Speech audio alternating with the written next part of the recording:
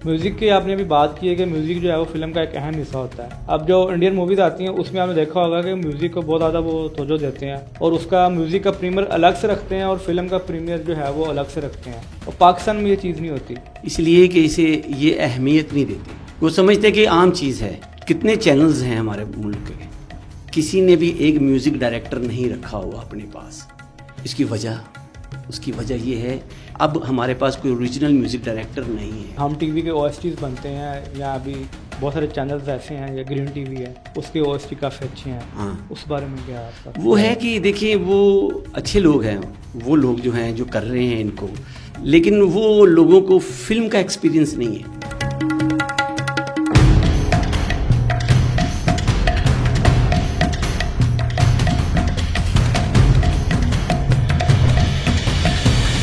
अस्सलाम वालेकुम, आप देख रहे हैं विजन वाइब। मैं आपका मेज़बान वकास मुगल। नाज़रीन, स्टूडियो में इस वक्त जो मेरे साथ शख्सियत मौजूद है उनका ताल्लुक़ म्यूज़िक से है। जब आप कोई ड्रामा या फिल्म देखते हैं उसके पीछे एक प्लेबैक म्यूज़िक का वजूद होता है, और म्यूज़िक के बगैर आपको ड्रामा या फिल्म देखने का मज़ा नहीं आता। जी हाँ नाज़रीन, मौसीकी रूह की ग़िज़ा है, ऐसा मैं नहीं, लोग कहते हैं। मेरे साथ इस वक्त स्टूडियो में मौजूद हैं M शकील माधू।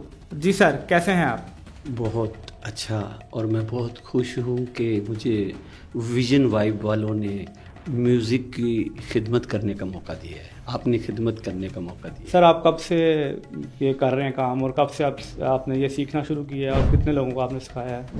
ऐसा है कि मैं तकरीबन इसमें 30-35 साल से हूँ इस। माशाल्लाह। तो मेरे जो उस्ताद हैं वो ख्वाजा खुर्शीद अनवर साहब हैं, जो हीर रांझा का जिन्होंने म्यूज़िक बनाया, और उनके आगे शागिर्द हैं ख्वाजा रशीद साहब जो भी हयात हैं, तो उनका आगे मैं शागिर्द हूँ मौसीकार में। तो मैं म्यूज़िक डायरेक्टर हूँ, कंपोज़र हूँ। तो पिछले 30 साल से मैं काम कर रहा हूँ। तो बाहर भी मैं रहा, अबू धाबी, दुबई, शारजा में रहा कुछ अर्सा, और वहाँ मैंने कैसेट की। वहाँ भी एक सिंगर हैं शोभना चंद्र मोहन, उनका काम है वो इंडियन सिंगर। जी, इंडियन सिंगर है, और उनका काम जो है ना ऑन एयर है। और उसके बाद फिर मैं पाकिस्तान आया, तो यहाँ आके फिर मुझे मौका मिला कि मैं शाह हुसैन, माधोलाल हुसैन की एक मनकबत बनाऊँ जो पहले नहीं थी, तो वो बनाई मैंने। और उसके अलावा और भी मतलब कंपोज़ की चीज़ें, तो वो सब हैं, 8, 9, 10 हैं। तो उसकी वजह से मेरा नाम मोहम्मद शकील है, तो वो मनकबत बनाने की वजह से लोगों ने मुझे मोहम्मद शकील माधो का नाम दे दिया, तो उनकी मेहरबानी। तो आगे मैं पाकिस्तान की आया, यहाँ एक फ़िल्म की मैंने, मुर्शद बादशाह, उसमें नूरा लाल को गवाया। ये पहली फिल्म थी आपकी as a music director? As a music director. तो वो एक ही फ़िल्म की, उसके बाद मैं छोड़ गया फील्ड को, तो फिर मैं अभी वापस आया। वो जगह बनी छोड़ने की? वो कुछ ऐसा है कि मैं बिलोंग टू द फैमिली नहीं हूँ, तो मैं वापस गया, तो कुछ ऐसे क्राइसिस वापस चला गया, यानी कि अपने घरेलू मामलात में चला गया मैं। तो फिर वो मेरी वाइफ की डेथ हो गई थी, तो उसकी वजह से मैंने कैरी ऑन ना कर सका। तो उसके बाद फिर मैंने और भी काम किया, अनवर रफ़ी साहब को गवाया, अमीर अली साहब को गवाया, तौसीफ डार को गवाया, अफशां को गवाया, और मैडम अफशां को सॉरी, और नूरा लाल को गवाया। तो उसके बाद साइमा जहाँ को, साइमा मुमताज़ को, फिर ऐसे सिंगर्स को। अच्छा, आपने इतने सारों को गवाया, आपने कभी खुद भी गाया? जी, वो हर म्यूज़िक डायरेक्टर जो कंपोज़र होता है वो आधा गवैया होता है। अगर नहीं होगा तो वो बता नहीं सकेगा कि गाने का रुख कहाँ जा रहा है। तो इसलिए मैं भी गाता हूँ, लेकिन मैं सिर्फ अगर कोई इंसान नहीं गा सकता तो फिर उसे मैंने डमी करके देता हूँ। चलें, आप प्रोग्राम शुरू करने से पहले, यानी कि आगे मज़ीद बढ़ाने से पहले, कुछ आप सुना के ही दिखा दें हमारे नाज़रीन को। ठीक है, मैं आपको कुछ सुनाता हूँ, लेकिन ये गाना एक गाना है, आप गाने समझिएगा इसे। नहीं, हम तो गाने समझेंगे, आप कहना क्या चाह रहे हैं? मैं कहना ये चाह रहा हूँ कि एक इंडियन गाना है ये, एक रागनी।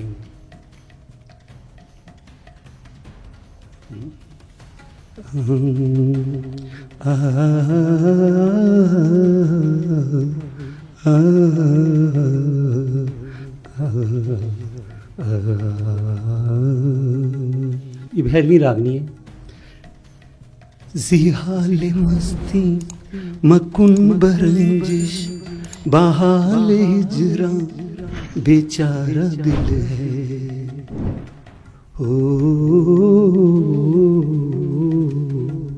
जिहाले मस्ती मकुन बरंजिश बहाले हिजरा बेचारा दिल है सुनाई देती है जिसकी धड़कन तुम्हारा दिल या हमारा दिल है सुनाई देती है जिसकी धड़कन तुम्हारा दिल या हमारा दिल है वो आके पहलू में ऐसे बैठे वो आके पहलू में ऐसे बैठे कि शाम रंगीन हो गई है कि शाम रंगीन हो गई है कि शाम रंगीन हो गई है जरा जरा सी खिली तबीयत जरा सी गमगीन हो गई। ज़बरदस्त, क्या बात। अच्छा, पाकिस्तान की जो पहली फिल्म थी उसका म्यूज़िक किसने दिया था? कोई आपको बता सकते हैं इसके बारे में? जी क्यों नहीं बता सकते। बेसिकली मैं स्कॉलर हूँ म्यूज़िक का, तो इसी हिसाब से ना तो काफ़ी कुछ पाकिस्तान की फिल्म इंडस्ट्री के जो पाकिस्तान की फिल्म इंडस्ट्री उसके बारे में कुछ सूझबूझ रखते हैं थोड़ी बहुत, तो मैं आपसे शेयर करता हूँ। पाकिस्तान की पहली फिल्म जो थी 1948 में बनी, 1947 में पार्टीशन हुआ, 1948 में पहली फिल्म बनी तेरी याद। बहुत मुश्किल मरहल से गुजर कर ये फिल्म बनी और ये फिल्म रिलीज़ हुई 1948 में, एक दो सिनेमा में रिलीज़ हुई लेकिन फ्लॉप हो गई। इसके जो मौसीकार थे वो दो थे, अनायत अली नाथ साहब और करीम दाद साहब, और इसके शायर जो थे यानी कि नगमा नगार, जिन्हें हम कहते हैं आजकल फिल्मी गाने लिखने वाले, उनको पहले ज़माने में नगमा नगार कहते थे। तो वो जो हैं वो तीन हैं, तनवीर नकवी साहब, कतील शफाई साहब, तो फ़ैल होशियारपुरी साहब। और इसके तकरीबन 8 को 10 गाने थे।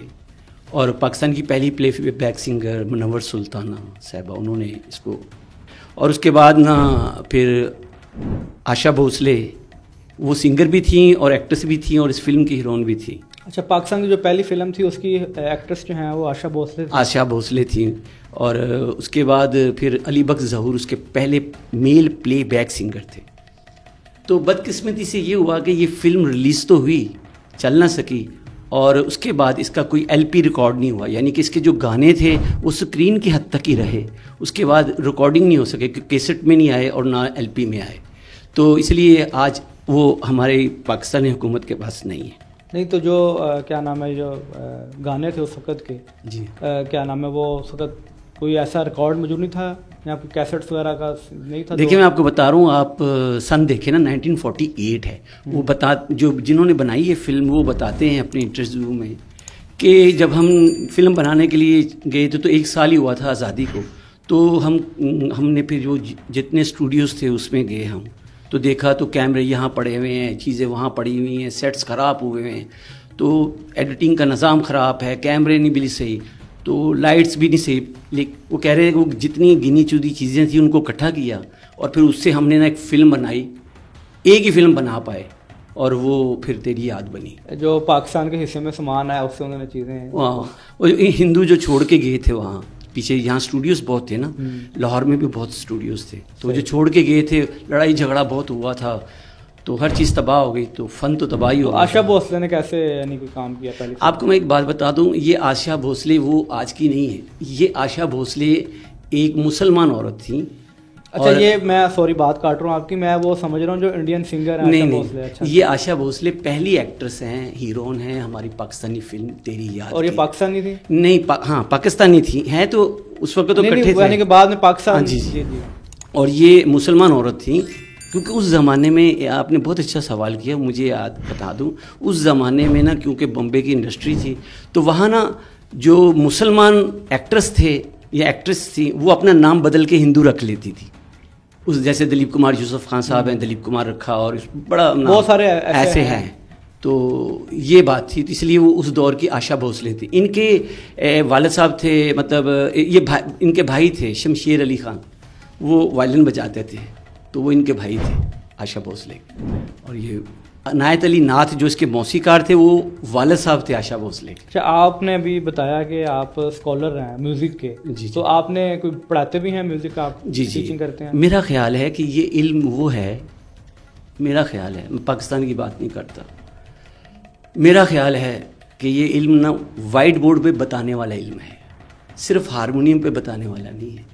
पहले इसके बारे में बताया जाए कि ये है क्या, ये इसका लॉजिक क्या है, इसका फार्मूला क्या है, ये किस तरह का है, बाद में आप उसे किसी इंस्ट्रूमेंट पे बजाएं। नहीं, पाकिस्तान में मेरे ख्याल प्रॉपर नहीं पढ़ाया जाता, जैसे हमारे पड़ोसी मुल्क भारत में तो बाकायदा इसको एज अ सब्जेक्ट के तौर पे पढ़ाया जाता है म्यूज़िक को, और लोग ये भी कहते हैं कि म्यूज़िक जो है वो मौसीकी जो है रूह की ग़िज़ा है।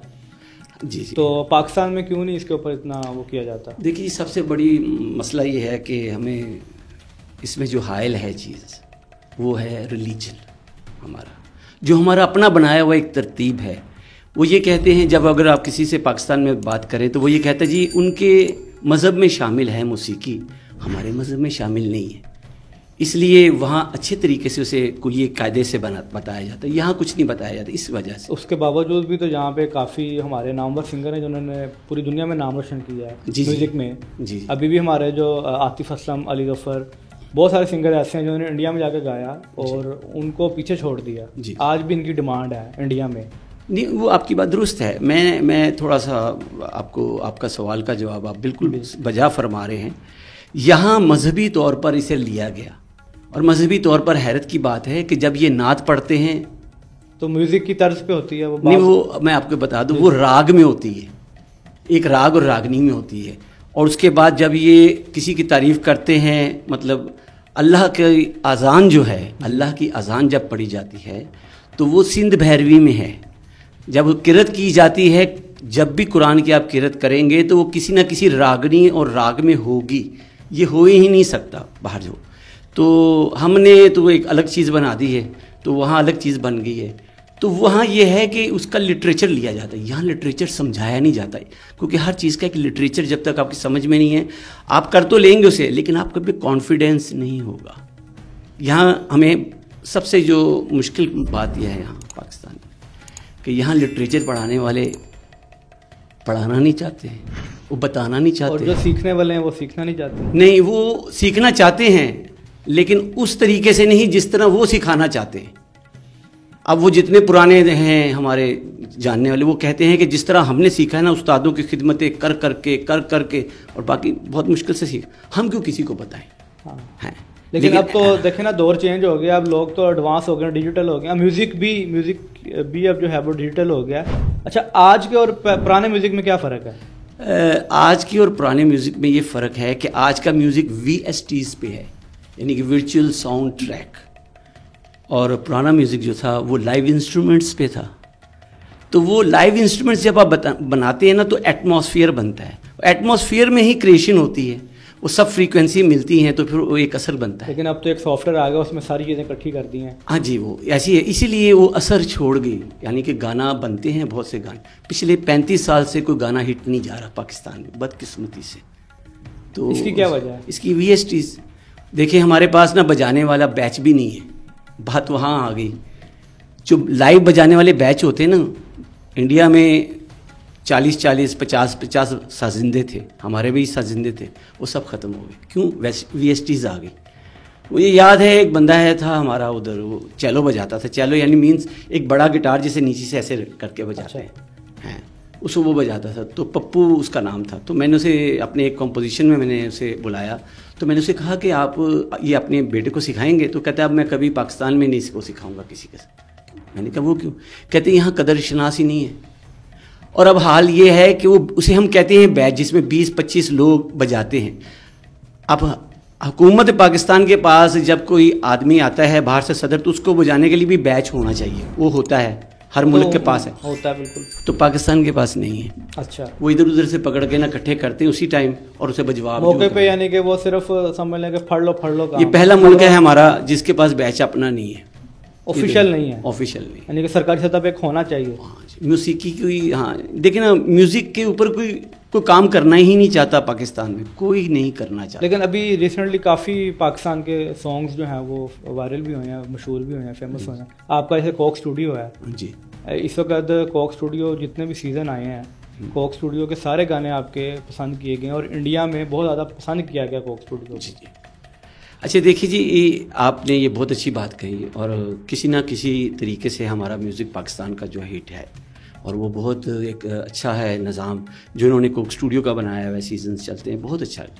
लेकिन इस तरह है कि म्यूज़िक सिर्फ कोक स्टूडियो नहीं, म्यूज़िक जो है वो पाकिस्तान का बहुत बड़ा है, एक फ़िल्म का म्यूज़िक भी है। कोक स्टूडियो में फ़िल्म का म्यूज़िक नहीं गाया जाता, कोक स्टूडियो में सिर्फ सूफीज़म गाया जाता है। मैं आपको थोड़ी सी इसके बारे में वजाहत करता हूँ। दुनिया में 4 तरह के जो है ना वो संगीत हैं, म्यूज़िक हैं। सबसे पहले है क्लासिकल। तो क्लासिकल जो है उसमें हम राग और रागनी के बारे में वो होता है और राग और रागनी को ही स्ट्रेटली गाया जाता है मनकबतों की सूरत में, और उसके बाद हम ये देखते हैं कि उनकी शक्लों की सूरत में राग रागनियों की, और उसके बाद टप्पे, और बहुत एक निज़ाम है अलग उसका गाने का। फिर देखते हैं हम लाइट म्यूज़िक। लाइट म्यूज़िक वो है जिसमें फ़िल्म का म्यूज़िक आता है और गज़ल और गीत आते हैं, इन्हें हम लाइट म्यूज़िक कहते हैं। और सारा फिल्म का म्यूज़िक और पीटीवी का म्यूज़िक लाइट म्यूज़िक में आता है, रेडियो का भी। फिर उसके बाद तीसरा आता है फोक म्यूज़िक। अब फोक म्यूज़िक जो है ना वो क्या है, वो है धमाल, हीर वारिस शाह, नाते, सूफीज़म पे, काफ़ियाँ, टप्पे, माइये, और क्या कहते हैं मियां मोहम्मद बख्श साहब, ये सारा हमारा फोक है। उसमें से एक पोर्शन है सूफीज़म, वो उन्होंने गाया है। तो इतना सारा पड़ा हुआ है पीछे। अभी मौजूदा सिंगर्स में आप किसको समझते हैं कि जो अच्छा इस वक्त जा रहा है और आप समझते हैं कि पाकिस्तान का एक उसने आगे नाम रोशन किया?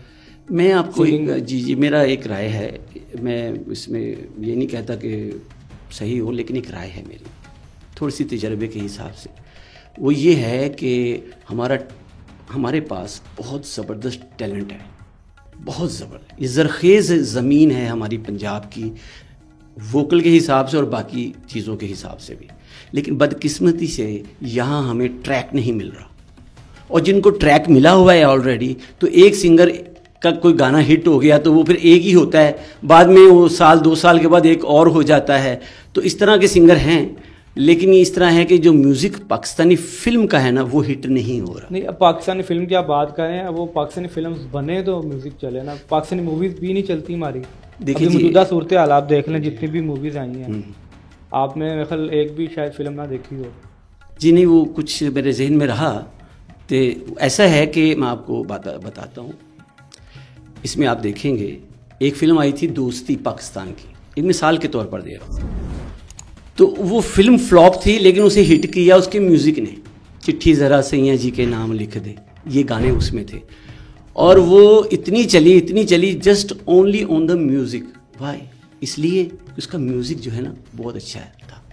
होता ये है कि स्क्रीन से ना आपको 2 चीज़ें आती हैं, स्क्रीन से आपको 2 चीज़ें आपकी तरफ आती हैं, एक आवाज़ और एक तस्वीर। तस्वीर के जो होते हैं वो डायरेक्टर होते हैं, आवाज़ का भी एक म्यूज़िक डायरेक्टर होता है। बिल्कुल। तो वो जो म्यूज़िक है ना वो भी एक पोर्शन है जो आपको लेके फिल्म को चलता है। म्यूज़िक की आपने अभी बात की है कि म्यूज़िक जो है वो फिल्म का एक अहम हिस्सा होता है। अब जो इंडियन मूवीज़ आती हैं उसमें आपने देखा होगा कि म्यूज़िक को बहुत ज़्यादा वो तवज्जो देते हैं, और उसका म्यूज़िक का प्रीमियर अलग से रखते हैं और फिल्म का प्रीमियर जो है वो अलग से रखते हैं, और पाकिस्तान में ये चीज़ नहीं होती। इसलिए कि इसे ये अहमियत नहीं देते। और अहमियत क्यों नहीं देते? वो समझते कि आम चीज़ है। आप हैरान होंगे कि कितने चैनल्स हैं हमारे मुल्क के, प्राइवेट चैनल्स, किसी ने भी एक म्यूज़िक डायरेक्टर नहीं रखा हुआ अपने पास। उसकी वजह ये है कि ये म्यूज़िक पे डिपेंड नहीं करते, ये VSTs लगू के ना अपना काम निकलवा देते हैं। तो उससे जो ओरिजिनलिटी है, ओरिजिनल म्यूज़िक डायरेक्टर हमारे पास नहीं है। अब हमारे पास कोई ओरिजिनल म्यूज़िक डायरेक्टर नहीं है। अभी जो हम TV के OSTs बनते हैं, या अभी बहुत सारे चैनल्स ऐसे हैं, या ग्रीन TV है, उसके ओएसटी काफ़ी अच्छे हैं। हाँ, उस बारे में क्या आपका? वो है कि देखिए वो अच्छे लोग हैं, वो लोग जो हैं जो कर रहे हैं इनको मैंने देखे हैं चैनल्स पे ऊपर, वो ग्रीन का खासकर उसमें बड़ा अच्छा चला, लेकिन वो लोगों को फिल्म का एक्सपीरियंस नहीं है। अच्छा, आप फिल्म की बात कर रहे हैं? मैं फिल्म की, क्योंकि ये एक बड़ा मीडिया है, एक बड़ा जगह है, एक बड़ा शो है ये, तो ये तो ड्रामे के हिसाब से मतलब कर रहे हैं, बैकग्राउंड म्यूजिक कर लिया और ये और नहीं, अगर ये ड्रामा का कर सकते हैं इतना हाँ, अच्छा, तो आपके ख्याल से फिल्म का नहीं बना सकते या ये कोशिश नहीं करते? ये नहीं, ये इनको इनसे करवाई जाए, कोशिश तो है, लेकिन इनको भी एक गाइडेंस चाहिए। क्यों? क्योंकि जैसे आप समझिए कि एक टीवी के एक्टर है, ज़ाहिर उसे फिल्म का काम करना है तो फ़र्क तो पड़ेगा ही ना, थोड़ा सा बड़ा स्केल है वहाँ पे, बड़ा स्केल है, तो वहाँ फिर विजन भी बड़ा होगा आपका, ज़रा बड़ा विजन हो, क्योंकि वो करैक्टर के ऊपर घूमता है सारा कुछ। खैर अभी भी ये कर रहे हैं काम, करैक्टर के ऊपर ही करते तो, लेकिन ये है कि बदकिस्मती से हमारे पास कोई इस वक्त हिट गाने नहीं है। अच्छा, म्यूज़िक के हवाले से पाकिस्तान में क्यों नहीं इतने वो कॉम्पिटिशन्स होते? जैसे इंडिया में आप देखें सारेगामापा और इस तरह इंडियन आइडल हो गया, पाकिस्तान में मेरे ख्याल एक दफ़ा ही पाकिस्तान आइडल हुआ है, और वो भी उसके बारे में भी बड़ी तनकीद की गई थी कि ये इन्होंने फिक्स किए हैं, पहले से डिसाइडेड था। तो पाकिस्तान में क्यों नहीं ऐसे कॉम्पिटिशन्स होते? देखिए जी, सबसे पहले तो मैं ये बताऊँगा कि जितने भी चैनल्स हैं ना, दुनिया के जितने भी चैनल्स हैं, वो मतलब किसी मुल्क के चैनल हैं, उनमें एक चैनल म्यूज़िक का होता है, सिर्फ म्यूज़िक का। जितने भी ममालिक हैं, हमारे पास बदकिस्मती से एक चैनल भी नहीं है जो सिर्फ म्यूज़िक का हो। एक तो वजह ये है। दूसरी वजह ये है, प्रमोशन इसलिए नहीं करते कि जो करने वाले लोग हैं वो ज़्यादा से ज़्यादा यही करेंगे ना कि गुलकारों को इकट्ठा करके ले आएंगे और बोलेंगे जी अब हमने इसे इकट्ठा कर लिया, और जज को बोलेंगे अब आप इनसे सुने और आप ही बताएं कि ये अच्छा गा रहे हैं कि बुरा गा रहे हैं। लेकिन मसला ये है ना कि अभी मैं कुछ दिनों पहले देख रहा था पुराने जो कंपटीशंस हुए हैं, अब जो आगे जज बैठे हैं वो उनका ताल्लुक ही नहीं है म्यूजिक से, वो एक्टर्स बैठाए हुए हैं। जी मैं यही तो आपको क्या जज करना है? मैंने आपको यही बताया, मेरी बात करने का तरतीब यही थी कि जो मतलब कोई भी चैनल है वो इकट्ठे कर लेता है सारे गुलकार, और फिर वो ना जज बुलाता है, वो क्या देखता है कुछ जज तो कोई आने को तैयार नहीं है, हैवी बजट पे बहुत निज़ाम है। जो देखिए मैं सीधी सी बात कर, वो क्या कहते हैं कि इधर उधर से ना एक्टर पकड़ लेते हैं, या कोई पुराना एक्टर पकड़ लिया, या थोड़ा बहुत हाउ नो जिसे पता है उसे बिठा दिया और उसे कहा जी ये गाएंगे, आपने जज करना है। अब उसे पता ही नहीं कि जज क्या करना है, तो सारी दुनिया देख रही होती है, ठीक है, मजाक बनता है आपका। तो वो हमारा मजाक बनता है कि जज को खुद नहीं पता कि ये क्या हो रहा है आगे, ठीक है ना, तो वो क्या जज करेगा। एक तो बात ये है कि हमारे जितने भी म्यूज़िक वाले हैं ना, आप मुझे एक भी म्यूज़िक चैनल बता दें पाकिस्तान में कितना चैनल है, एक भी नहीं है, क्योंकि इन्होंने सीरियस नहीं लिया, ये खबरों के पीछे भाग रहे हैं सारे, ठीक है ना। आपने तज़किरा किया था ऑफ द सेट के रूह की ग़ज़ा है म्यूज़िक हैं, तो वाकई ये रूह की ग़ज़ा है, तो जब आप रूह को ग़ज़ा नहीं दोगे ना तो फिर दिमाग काम करेगा आपका। तो हमारे पास अभी दिमाग की ग़ज़ा है, वो क्या है, डिजिटल म्यूज़िक। और डिजिटल म्यूज़िक क्या है, डिजिटल म्यूज़िक एक म्यूज़िक ही है, लेकिन वो डिजिटल हो गया जी, उसे नयापन दे दिए। और हैरत की बात है कि डिजिटल म्यूज़िक जो दूसरे ममालिक हैं उन्होंने इतना अच्छा कर दिया उसे, अगर वो 50% था तो उसे डिजिटल से उन्होंने 70-80% कर दिया। बदकिस्मती से पाकिस्तान ने क्या किया है कि डिजिटल म्यूज़िक यानी VSTs और इस तरह की सब चीज़ें लगाने के बाद 50% अगर अच्छा था म्यूज़िक, उसे 30% कर दिए। अच्छा, आप अगर आपको मौका मिले पाकिस्तानी म्यूज़िक इंडस्ट्री के लिए कुछ करने के लिए, तो आप क्या करेंगे? देखिए जी, आपने ये बहुत अच्छा सवाल किया और मुझे बड़ी खुशी हुई, आपने अच्छा सवाल किया। ऐसा है कि ज़रा मैं आपको बताता हूँ कि पाकिस्तान का म्यूज़िक 1948 में पाकिस्तान का जो म्यूज़िक है ना वो स्टार्ट होता है, क्योंकि 48 की जो फिल्म है तेरी याद से, लेकिन बदकिस्मती से वो नहीं बना, तो 49 से पाकिस्तान के गाने रिकॉर्डेड होते हैं, वो टिल 2005 तक जाते हैं या 1975 तक जाते हैं। तो वो जितने मशहूर और मारूफ गाने हैं, चाहे उनमें मेलोडी है, चाहे उनमें बैकग्राउंड का गाना है, चाहे उनमें कैबरे सॉन्ग है, चाहे उनमें खेतों का गाना है, चाहे उसमें बंदिश है, चाहे नात है, कवाली है और कैबरे सॉन्ग्स है, जो भी हैं, जितने भी हिट हुए हैं गाने फ्रॉम 1949 टिल 1975, और 1975 में हीर रांझा रिलीज़ हो रही, यहाँ तक जितना भी गाने हैं, जितने भी गाने हैं, जितनी फिल्म, उन सब गानों को न्यू टैलेंट से गवाया जाए और विद द सेम बैच, यानी कि वही गाने बजवाए जाएं, बैच एक नया बनाकर, ताकि हमारा जो वो म्यूज़िक है जिसको नात खान आजकल बड़ी बेदर्दी से गा रहे हैं वो मेलोडीज़ को, तो क्यों ना हम उनकी असल शक्ल दिखाएं और हमारा जो नया टैलेंट है जिसे समझ नहीं आ रही पाकिस्तान के टैलेंट को कि हमने किधर जाना है, उनको गाइड करके उनसे वो गाने गवाए जाएं दोबारा जो ऐसे लोगों ने गाए, मसलन अली बख्श ज़हूर, उस बाद हम देखते हैं नैसन भट्टी साहब देखते हैं, मेहंदी हसन साहब देखते हैं, मसूद राना साहब, अहमद रुश्ती साहब, और वहाँ नूर जहाँ को देखते हैं, नूर जहाँ देखते हैं, ज़ुबैदा खानम, मुनव्वर सुल्तान, ये लोग देखते हैं, नईद अख्तर, इनके गाने जो हैं यही हिट हैं और किसी के गाने हिट। आप जो बार बार कह रहे हैं कि गाने हमारे हिट नहीं हैं, फ्लॉप जा रहे हैं, आपके नज़दीक एक गाना ये आज की बात कर रहा हूँ, गाना जो हिट है वो उसकी क्या डेफिनेशन है कि ये गाना हिट है? देखिए जी, गाना हिट ये है कि उसकी शायरी म्यारी हो और उसकी तर्ज भी अच्छी हो, और तीसरी सबसे अहम वजह जो है वो है कि गाना समझ आना चाहिए क्या गा रही है।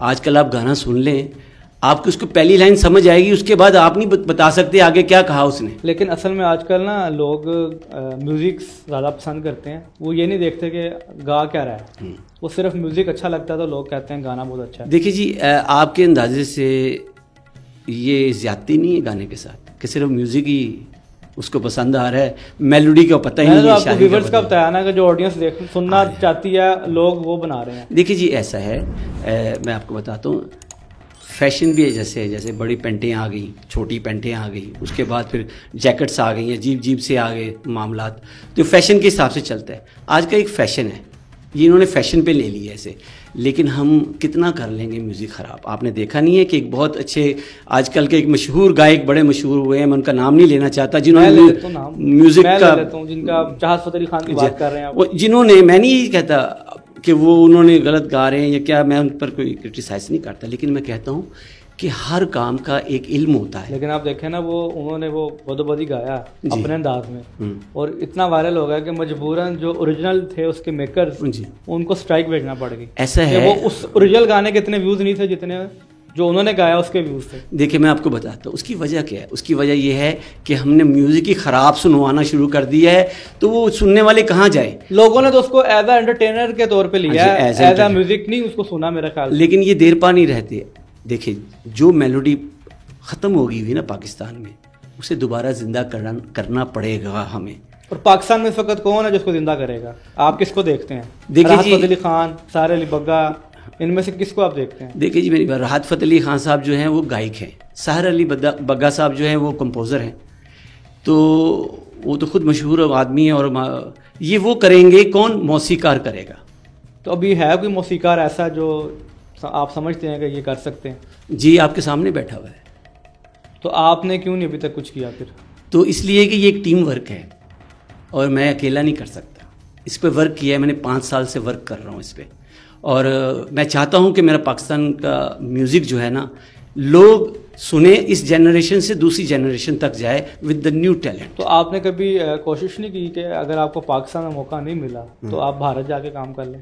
देखिए, ये भारत जाके पाकिस्तान का म्यूज़िक नहीं बाहर लाया जा सकता, भारत में जाके भारत का ही वही मैं कह रहा हूँ ना, आपको अगर आप समझते हैं कि आपको पाकिस्तान में आप नहीं काम कर सकते, तो आपको अगर वहाँ से कोई अपॉर्चुनिटी आए तो आप करना पसंद करें? एज ए म्यूज़िक डायरेक्टर आए तो मैं करूँगा, लेकिन पाकिस्तान का म्यूज़िक जो है ना, मेरा ख्वाब है कि उसका म्यूज़िक जो है, जो अनबिलीवेबल लीजेंड म्यूज़िक था, जिसमें मौसीकार और एक दौर था, ये 1948 से टिल 90 तक का दौर था, उसको दोबारा बाहर लाया जाए और नया टैलेंट के साथ। पाकिस्तान और इंडिया के म्यूज़िक में क्या फ़र्क है? पाकिस्तान और इंडिया के म्यूज़िक में पहले के अभी यानी कि आप मौजूदा क्या देखते हैं? आप कहते हैं ना कि पाकिस्तान का म्यूज़िक इंडिया में नहीं चल सकता, क्या यानी कि अभी पाकिस्तान के कितने सिंगर? नहीं, मैंने ये नहीं कहा कि वो चल नहीं सकता। मैंने कहा कि पाकिस्तान का म्यूज़िक जो है वो हमें पाकिस्तान में ही बनाकर पेश करना चाहिए। इंडिया ने कितने गाने आपके कॉपी किए हैं? हाँ, कितने फेमस गाने आपके पाकिस्तान के कॉपी किए हैं? जी, स्टिल वो अभी भी करते हैं। जी, और इसी तरह पाकिस्तानी भी करते हैं। जी, ठीक है, इसके बारे में क्या आपका? देखिए, कॉपी वो चीज़ होती है जो बहुत मशहूर हो जाए, पॉपुलर हो जाए, और फिल्म का गाना जो होता है ना, वो पॉपुलर होता है क्योंकि वो सादा सा गाना होता है, उसमें रागदारी बहुत ज़्यादा नहीं होती, उस जल्दी से मुंह पे चढ़ जाता है। अभी ये पसूरी गाना आया था आज से 2 साल पहले। जी, वो इंडिया ने फ़ौरन कॉपी किया। जी। तो म्यूज़िक बहुत अच्छा था।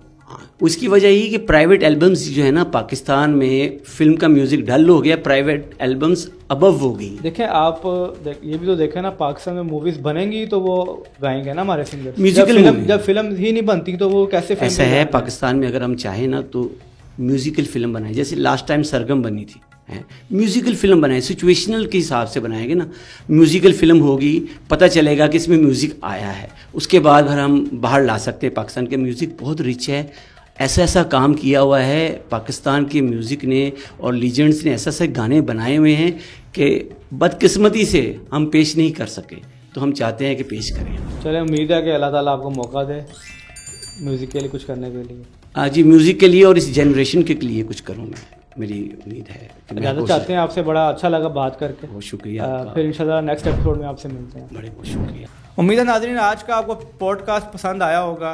अगर आपको पसंद आए और अगर आपकी अपनी राय देना चाहें तो कमेंट्स बॉक्स में ज़रूर दें। मिलते हैं आपसे नेक्स्ट पॉडकास्ट में, तब तक के लिए अल्लाह हाफिज़।